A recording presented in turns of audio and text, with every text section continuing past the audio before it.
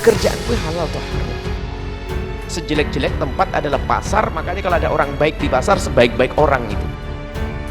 Mata bisa saja ke sana, tapi kadang pikiran kita ngelihat ke sebelah karena di sana ada perempuan yang buka aurat.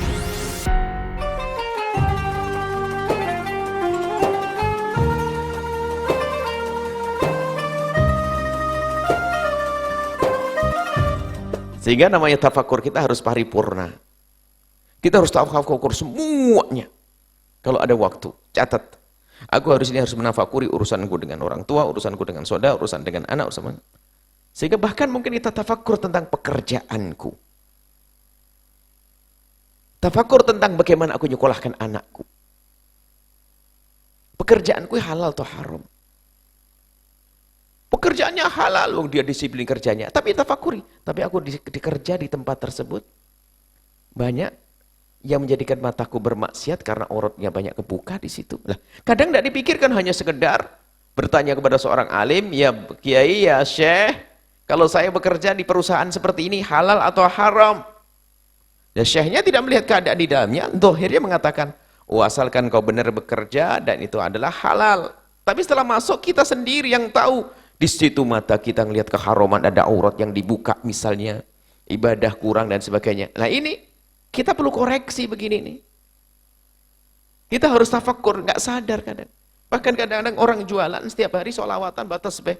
Allahumma sholli ala sayyidina. Di pasar jualan. Hebat kalau ada orang di tengah pasar hiruk pikuk manusia yang dikatakan Nabi adalah sejelek-jelek tempat adalah pasar. Makanya kalau ada orang baik di pasar, sebaik-baik orang itu. Karena tantangannya besar, kok di pasar bisa baik dia, maka dia orang paling hebat. Wali di atas gunung beda dengan wali di tengah pasar. Di atas gunung nggak ada godaan. Tapi di tengah pasar godaannya hebat. Dan ternyata orang ini, Masya Allah ahli ibadah betul. Sehingga setiap hari baca sholawat. Cuman dia tidak pernah bertafakur. Tidak pernah merenungi tentang kesalahan. Dia tidak sadar, dia jualan namanya pasar. Di depannya juga ada orang jualan. Kebetulan yang jualan di depan itu adalah seorang perempuan. Pakai rok pendek atau bagaimana. Dia sambil, Allahumma sholli ala sayyidina, lihat tanpa sadar setiap hari. Setiap hari sambil baca la ilaha illallah, dia ngelihat. Karena dia tidak tafakur, lihat.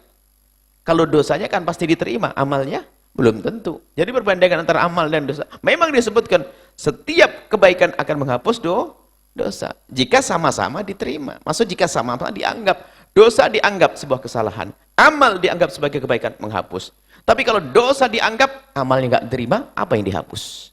Apa yang menghapus?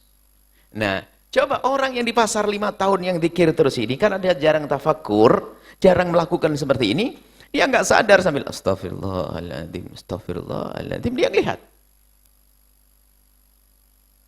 Coba, padahal kalau dia ada kesadaran tafakur namanya di pasar, tinggal kursinya diiringkan ke arah sana. Dia tidak melihat.